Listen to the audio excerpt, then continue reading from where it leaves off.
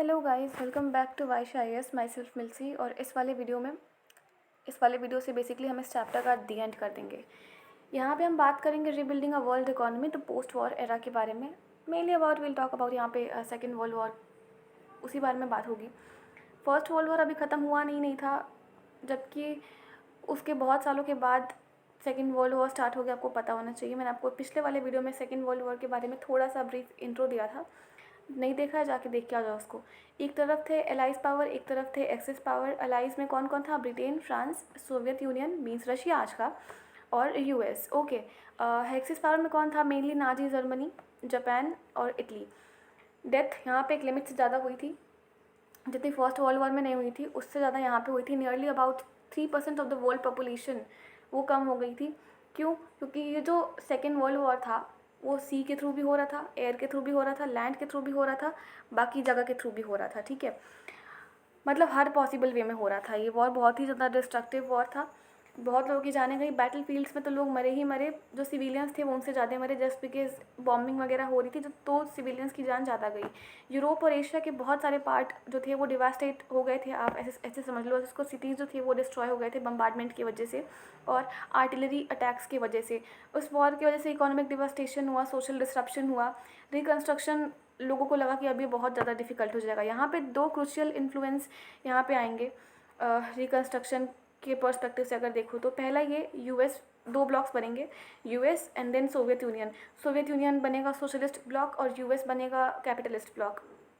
थोड़ा सा political part है ये। यहाँ पे क्लास 12 की जब पॉलिटी कवर होगी तो आप देख लेना, या फिर अगर आपको पता होना चाहिए थोड़ा बहुत इन्फॉर्मेशन आप देख लेना यूट्यूब से इसी वाले चैनल पे। ओके, तो जो दो ब्लॉक्स बने उसके बाद में post war settlement and the Bretton Woods institutions के बारे में बात करूँ तो जो इकोनॉमिस्ट थे और जो पॉलिटिशियंस थे इन्होंने अपने इंटर वॉर इकोनॉमिक एक्सपीरियंसेस को मतलब डिवाइड करा दो लेसन्स में। इनको अभी तक ये पता चल गया था कि अगर आपको इंडस्ट्रियल सोसाइटी डेवलप करनी है तो आपको मास प्रोडक्शन करना पड़ेगा। एज आई टोल्ड, क्या नाम है, मैंने बताया था हेनरी फोर्ड वाला जो कार का एग्जाम्पल मैंने दिया था वो। तो आपको मास प्रोडक्शन करना पड़ेगा, और अगर आप ये मास प्रोडक्शन कर रहे हो तो आप विदाउट मास कंजप्शन करना ही बेकार है। मतलब अगर आप कोई चीज़ें बहुत ज़्यादा मात्रा में बना रहे हो, इफ़ यू हैव इंडस्ट्री, तो आप कोई एक चीज़ तो मैन्युफैक्चर करोगे नहीं, इंडस्ट्री में बहुत सारी चीज़ें होंगी, और उन बहुत सारी चीज़ों को खरीदने के लिए बहुत सारे लोगों का होना भी ज़रूरी है। लोग खरीदने वाले भी लोग चाहिए, ऐसा नहीं कि आप बना के रख दोगे बस। ठीक है, इस वजह से इनकम जो थी वो लोगों की स्टेबल थी नहीं, अनएम्प्लॉयमेंट भी था बहुत ज़्यादा, एम्प्लॉयमेंट भी स्टेबल नहीं थी। ठीक है, तो स्टेबल इनकम की रिक्वायरमेंट थी, फुल एम्प्लॉयमेंट की रिक्वायरमेंट थी, और मार्केट कभी ये अकेले गारंटी नहीं ले सकता था फुल एम्प्लॉयमेंट की। तो गवर्नमेंट को लगा इस टाइम पे कि ये बिना गवर्नमेंट इंटरवेंशन के कभी ये पॉसिबल हो ही नहीं सकता है। तो यहाँ पे गवर्नमेंट ने इंटरवीन करना शुरू करा। सेकेंड लेसन ये मिला कि जो इकोनॉमिक लिंक्स हैं एक कंट्री के दूसरे कंट्री के साथ, वो सारे के सारे लिंक्स जुड़े हुए हैं। तो जो गोल है हमारा वो फुल एम्प्लॉयमेंट का होना चाहिए, और ये तभी हो पाएगा जब गवर्नमेंट के पास पावर होगा सारी चीज़ें कंट्रोल करने की। लाइक ट्रेड हो गया, कैपिटल हो गया, लेबर हो गया, कहाँ से क्या चीज़ इंपोर्ट एक्सपोर्ट हो रहा है, अगर इसकी पावर गवर्नमेंट के पास होगी तभी हो पाएगा। मेनली यहाँ पे गवर्नमेंट इंटरवेंशन की बात हो रही है। इस वजह से जो post war international economic system थी उस वहाँ पे जो इकोनॉमिक स्टेबिलिटी नहीं थी, जो फुल एम्प्लॉयमेंट नहीं थी इंडस्ट्रियल वर्ल्ड में, ठीक है, इसको ख़त्म करने के लिए गवर्नमेंट ने बहुत सारे से मेजर्स लिए। अगर आप एक छोटे से एक व्यू में देखो, समराइज़ करके देखो, तो यहाँ पे जितने भी नुकसान वगैरह हुए थे और जो भी आगे आने वाले एक्सटर्नल सरप्लस या फिर डेफिसिट होने वाले थे या फिर हो रखे थे उसको मेंटेन करने के लिए यहाँ पे दो ब्रांचेस का इस्टेब्लिशमेंट करा गया। एक तो था आईएमएफ, ठीक है, दूसरा था वर्ल्ड बैंक। मैंने यहाँ पे पिक्चर तो शायद नहीं इंक्लूड करे हैं, कोई बात नहीं। हाँ, ये रहा, ये देखो, वाशिंगटन में एक यहाँ पे होटल है, आप ये देख सकते हो, क्या ही बड़ा लग रहा है। और एक और पिक्चर था शायद, वो यहाँ पे इंक्लूड नहीं करा है मैंने। जब ये वॉर चल रहा था सेकेंड वर्ल्ड वॉर, तो ये जितनी पिक्चर्स वगैरह है ना, सारे के सारे मीन्स अभी तो बेटर हैं, अभी बेटर कंडीशन में है, बट एट दैट टाइम सारी की सारी ख़त्म हो गई थी। बाद में इन सबको रिवाइव करा गया, और ये वही प्लेस है जहाँ पे कॉन्फ्रेंस हुआ था ये इस्टेब्लिशमेंट के लिए, आईएमएफ का और वर्ल्ड बैंक का। ये मैंने आपको अभी दिखाया ना, ये वाशिंगटन होटल है, ये वाशिंगटन में एक होटल है, पता नहीं, देखो यूएस में है ये, ठीक है। फिर जब ये आईएमएफ और ये वर्ल्ड बैंक स्टैब्लिश हुआ तो इसका काम क्या था, जो ये एक्सटर्नल सरप्लस हो रहे हैं और जो ये डेफिसिट होंगे जितने भी मेंबर नेशन हैं, स्पेशली ये यूरोपियन कंट्रीज़ के लिए बना था, लाइक यूएस और ये जो ब्रिटेन है ये इसके लिए बना था। और बाकी बाद में जाकर के इन्होंने जो डेवलपिंग कंट्रीज़ हैं, जो डेवलप कर रही हैं नेशन, उनमें भी इन्होंने इंटरवीन करना चालू कर दिया, बेसिकली उनकी भी इन्होंने हेल्प करना चालू कर दी। बट यहाँ पे प्रॉब्लम ये थी, IMF का full form international monetary fund, और ऑफ कोर्स इंटरनेशनल ये जो वर्ल्ड बैंक बना था, ये दो आप याद रखना, दो इंस्टीट्यूशंस का नाम, इनका काम क्या था ये याद रखना। और ये जो फाइनेंस पोस्ट वॉर रिकन्स्ट्रक्शन के लिए ही इनको बनाया गया था। स्पेशली अगर वर्ल्ड बैंक की बात करूँ तो हाँ, जो पोस्ट वॉर रिकन्स्ट्रक्शन के लिए इनको बनाया गया था, फाइनेंशियल पर्सपेक्टिव से अगर आप देखो तो। प्रॉब्लम ये थी कि जो ये IMF था और जो वर्ल्ड बैंक था, इन सब में ना प्राइसेस फिक्स कर दिए गए थे। जो एक्सचेंज रेट्स थे यहाँ पे सारे के सारे फिक्स कर दिए गए थे, इस वजह से प्रॉब्लम हुई थी। और यहाँ पे यूरोपियन कंट्रीज़ जो थी, लाइक ब्रिटेन वगैरह हो गए, ठीक है, स्पेशली अगर मैं US की बात करूँ तो ये दोनों कंट्रीज़ जो थे वो यहाँ पे डोमिनेट कर रहे थे। अगर आप कोई डिसीजन लेना भी चाहो तो भी आप नहीं ले सकते हो, बिकॉज अगर इन्होंने मना कर दिया तो फिर वो सारे के सारे वो बात ही कैंसिल हो जाएगी। बेसिकली अगर आप एक मोटा मोटी तौर पे कह सकते हो कि इनके पास वीटो पावर होती थी उस टाइम पे, क्योंकि ब्रिटेन है वो कॉलोनियल कंट्री रह चुका है, मतलब लोगों को जाकर के वहाँ पे कॉलोनाइज़ कर रखा है बहुत सारी कंट्रीज़ को। तो ऑब्वियसली बात है, जो ये वॉर की नीड्स थी, जिनके वॉर के एक्सपेंसेस जो भी हुए थे, उसको मीट करने के लिए यूरोपियन कंट्रीज़ के, स्पेशली यूरोपियन कंट्रीज़ के, इसीलिए ये सब बनाया गया था। अर्ली पोस्ट वॉर ईयर्स के बारे में बात कर लें अगर, तो क्योंकि जब सेकेंड वर्ल्ड वॉर ख़त्म हुआ तो कोई वॉर हो रहा था नहीं, ठीक है। तो ये जो ब्रिटेन वुड्स सिस्टम आया था, काफ़ी अच्छे से अपना काम कर रहा था। यहाँ पे ट्रेड वगैरह थोड़े से बढ़े। मैं वेस्टर्न इंडस्ट्रियल नेशन की बात कर रही हूँ, मैं इंडिया की बात नहीं कर रही हूँ, ठीक है। यहाँ पे स्पेशली यूरोपियन कंट्रीज़ की बात हो रही है। वहाँ पे ट्रेड वगैरह बढ़े, इनकम्स भी बढ़ी, और जापान भी था, वो भी राइज़ कर ही रहा था इस टाइम पे। उसके बाद आप देखोगे 8% थी 1950 से लेकर के 1970 के बीच में। पहले वर्ल्ड रेट जो था वो 8% था। इन टाइम पीरियड के बीच में वो थोड़ा सा और बढ़ गया, क्योंकि यहाँ पे फ्लक्चुएशन नहीं हो रही थी, मींस अभी कोई वर्ल्ड वॉर यहाँ पे हो नहीं रहा था, सारी की सारी चीज़ें स्टेबल थी बिना किसी प्रॉब्लम के। बट अभी जैसे कि मैंने बताया, यहाँ पे जो एक्सचेंज रेट्स थे वो यहाँ पे फिक्स हो गए थे, ठीक है। तो थोड़ी बहुत वहाँ पे प्रॉब्लम हुई, आगे हम आने वाले पार्ट्स में डिस्कस करेंगे। Just a minute. जो ये सेकेंड वर्ल्ड वॉर हुआ था ना, उसकी वजह से बाद में जो कंट्रीज़ आज़ाद हुई, ऐसा तो नहीं है ना कि सेकेंड वर्ल्ड वॉर ख़त्म होते सारी कंट्रीज़ आज़ाद हो गई थी, नहीं। उसके बहुत सारे 10-20 साल के बाद भी कंट्रीज़ आज़ाद हो रही थी। एशिया की बहुत सारी कंट्रीज़ थी, लाइक अफ्रीका वगैरह हो गया। इधर जितने भी इंडिपेंडेंट बने हैं वो बहुत बाद में बने हैं। तो इनके साथ क्या था, पहले भी इन्होंने बहुत सारी चीज़ों को सफ़र कर रखा था। वहाँ पे लैक ऑफ रिसोर्सेज हो रखे थे, बेसिकली वहाँ पे रिसोर्सेज की कमी थी, इकोनॉमी उनकी भी ख़राब हो रखी थी। और जैसे कि मैंने पहले बताया, जो IMF थे और क्या नाम था इसका, वर्ल्ड बैंक, जितने भी ये इंस्टीट्यूशन बन रही थी वो यूरोपियन कंट्रीज़, जो यूरोपियन नेशन थे, बेसिकली जो इंडस्ट्रियल नेशन है, उनके हित के लिए बन रही थी, उनके फेवर में काम कर रही थी।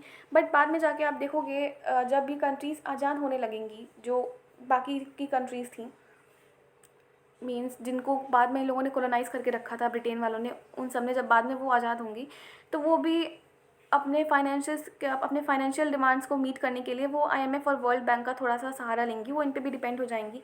बट फिर उसके बाद में जो ये IMF और वर्ल्ड बैंक है वो इनके पे वैसे ध्यान नहीं देगा जैसे उसने यूरोपियन कंट्रीज़ पे ध्यान दिया था। मीन्स जैसे उसने US और ब्रिटेन की हेल्प करी थी, वैसे वो अफ्रीका वगैरह की हेल्प नहीं करेगा। और जापान तो अपनी इकोनॉमी खुद ही रीबिल्ड कर रहा था और बहुत ही कम डिपेंड था ये IMF और वर्ल्ड बैंक पे। इस वजह से लेट 1950 का जो टाइम पीरियड था, उसमें ब्रिटेन वुड्स इंस्टीट्यूशन जो था, उन्होंने अपना जो शिफ्ट है वो डेवलपिंग कंट्री के ऊपर चालू करा। बट ऑब्वियसली बात है, बनी किसी और के लिए थी, काम किसी और के थोड़े ना आएगी।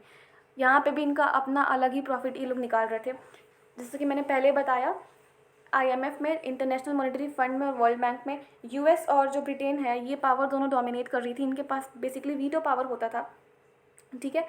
वीटो पावर होने के बाद में अभी मैंने बताया इसका कॉन्सेप्ट, चेक कर लेना एक बार फिर से, ठीक है। तो देखो, अब क्योंकि इनकी जो डेवलपिंग नेशन है उनकी वैसे वो हेल्प करेंगी है नहीं, ओके। जब ये लोग अपना प्रॉफिट देखती थी हमेशा, मान लो कि कोई कंट्री है, सपोज़ अफ्रीका ही है, अफ्रीका में ये लोग, जो IMF है, वर्ल्ड बैंक है, यहाँ पे अफ्रीका कुछ इन्वेस्ट कर रहा है, तो वो जो पैसे थे ना, वो जो भी इन्वेस्ट करता था, या फिर कुछ भी, कोई भी ऐसा चीज़ हो गया, फिर कोई भी चीज़ें वो वहाँ पे इन्वेस्ट करता था, ऑब्वियसली बात है पैसे ही करेगा, या फिर लोन वोन लेता था।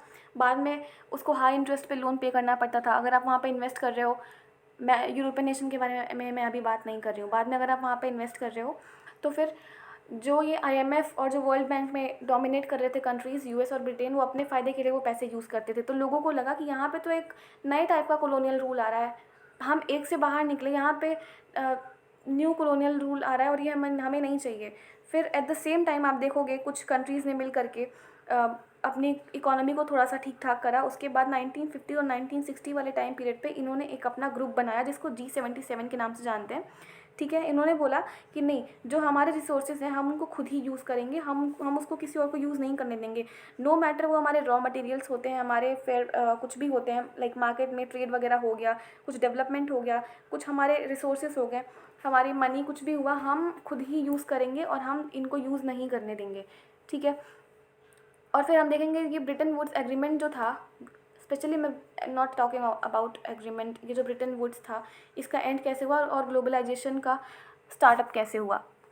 और मैं फिर बता रही हूँ, ऐसा नहीं था कि ग्लोबलाइजेशन ख़त्म हो गया था, ग्लोबलाइजेशन एंशियंट टाइम से चला हुआ आ रहा था, बस यहाँ पे एक न्यू फॉर्म ऑफ ग्लोबलाइजेशन के बारे में बात करेंगे। तो अभी जैसे मैंने पहले बताया, एक्सचेंज रेट्स फिक्स हो गए थे आईएमएफ और वर्ल्ड बैंक में। तो यहाँ पे जितने भी डेवलपिंग कंट्रीज़ थी उनको लगा कि एक्सचेंज रेट फिक्स हो गए हैं जो यूएस डॉलर के बेसिस पे है। कभी यूएस डॉलर फ्लक्चुएट कर रहा है, कभी उसकी डिमांड और जो उसका जो कॉस्ट है, प्राइस है, वो कभी बढ़ रहा है कभी घट रहा है, ऐसे काम नहीं चलेगा। तो हमें जो फिक्स्ड एक्सचेंज रेट्स हैं हमको शिफ्ट करना चाहिए फ्लोटिंग एक्सचेंज रेट पे। तो आप देखो कि फ्रॉम द मिड 1970 जो इंटरनेशनल फाइनेंशियल सिस्टम था थोड़ा सा वो चेंज होता है, और जो इंडस्ट्रियल वर्ल्ड होता है, बाकी जो इंडस्ट्रियल नेशन होते हैं, ठीक है, वहाँ पे एक लिमिट से ज़्यादा जब अनएम्प्लॉयमेंट हो गई थी, एमएनसीज़ के बारे में बात करेंगे। एमएनसी ने भी बहुत बड़ा रोल प्ले करा था लेट 1970 वाले टाइम पीरियड में ही, जब वहाँ पे अनएम्प्लॉयमेंट हो गई थी तो बहुत सारे लोगों ने अपने आप को एमएनसीज़ के टुवर्ड्स शिफ्ट कर लिया, अपने प्रोडक्शन को, जितने जो भी लोग वो लोग प्रोड्यूस कर रहे थे वो एमएनसीज़ को वो लोग सप्लाई वगैरह करते थे। क्यों? क्योंकि जो एमएनसीज़ वहाँ पे सेटअप करी गई थी वहाँ पे बहुत ही लो वेज हुआ करता था। ठीक है, ऐसा नहीं था कि वो लोग वर्कर्स को लो वेज पे करते थे, वहाँ पे तो अच्छे ही लोग काम करेंगे, ऑब्वियस सी बात है एमएनसी में। तो वहाँ के अगर आप वहाँ पे कुछ लगा रहे हो तो आपको वहाँ पे उतने पैसे नहीं लगाने पड़ते थे, आपको बेनिफिट भी अच्छा खासा होता था। तो चाइना ने क्या करा, चाइना ने अपने आप को पोस्ट वॉर जो वर्ल्ड इकोनॉमी थी उससे अपने आप को बिल्कुल ही कट ऑफ कर लिया। ठीक है, अपने रेवोल्यूशन के टाइम पीरियड में ही 1949 में ही। बट उसकी जो चाइना की जो नई इकोनॉमिक पॉलिसी थी, इसने वर्ल्ड की इकोनॉमी को रिवाइव करने में बहुत हेल्प करी है। जैसे कि मैंने बताया, लो वेजेस हुआ करते थे, तो वेजेस चाइना जैसे कंट्रीज़ में भी लो ही हुआ करते थे। आजकल आपने सुना होगा टीवी, मोबाइल फ़ोन्स, टॉयज़ वगैरह होते हैं चाइना से आते हैं। बहुत सारी चीज़ें चाइना की बनी हुई होती हैं और लोग उसको बहुत ज़्यादा ख़रीदते भी हैं। क्यों? क्योंकि उनके दाम सस्ते हैं, ऐसा नहीं है कि वो बहुत ज़्यादा हाई प्राइस पे बिक रहे हैं। इसीलिए चाइना की जो इकोनॉमी थी उसने अपने आप ही रिवाइव करी, और आज प्रेजेंट टाइम पे देखोगे इंडिया, चाइना, ब्राज़ील जैसी कंट्रीज़ हैं जो अपनी इकोनॉमी को ट्रांसफॉर्म कर रही हैं। समझ में आया? कोई दिक्कत नहीं है, समझ में नहीं आया तो एक बार मैं फिर से रिवाइज़ करवा देती हूँ। सेकेंड वर्ल्ड वॉर हुआ, 2 ब्लॉक्स हुए। अब ब्लॉक के बारे में तो मैं यहाँ पर डिटेल में नहीं बताऊँगी, वो थोड़ा सा पॉलिटिक्स का पार्ट हो जाएगा। ठीक है, उसके बाद में जो वॉर के लिए जो भी खर्चे वर्चे हुए थे, जितने भी नुकसान वगैरह हुए थे, उनकी भरपाई करने के लिए, मीन्स उसको उससे डील करने के लिए इन्होंने 2 बॉडी बनाई, 2 इंस्टीट्यूशन सेटअप करे। ब्रिटेन वुड्स कॉन्फ्रेंस हुआ था, मैंने अभी आपको यहाँ पे पिक्चर दिखाया था, माउंट वाशिंगटन होटल था यूएस में, वहाँ पे हुआ था। ठीक है, वहाँ पे 2 इंस्टीट्यूशन बनाए गए थे, आईएमएफ और वर्ल्ड बैंक, मतलब इंटरनेशनल मॉनेटरी फंड और वर्ल्ड बैंक। प्रॉब्लम ये थी यहाँ पे, ये इन दोनों इंस्टीट्यूशंस में ब्रिटेन और अमेरिका डोमिनेट कर रहे थे, मीन्स इनके पास वीटो पावर थी। ये अगर कोई भी कंट्री मिलकर कुछ भी डिसीजन लेता था तो ये अगर मना कर दिए तो वो वहीं पे कैंसिल हो जाएगा। आज भी वीटो पावर का यही कॉन्सेप्ट है।